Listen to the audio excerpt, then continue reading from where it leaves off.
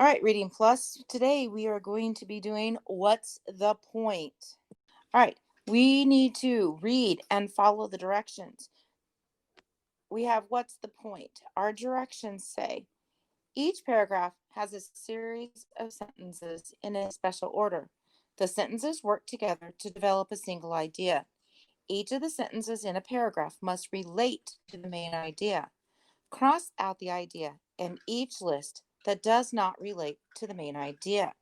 So, for example, problem number one, inside my house. Everything in our list must be inside a house. So, my question is a kitchen in a house? A bedroom in a house? A living room inside a house? A football field in a house? A bathroom in a house? An attic in a house? Of those six, football is not in the house. So I am going to mark out football field.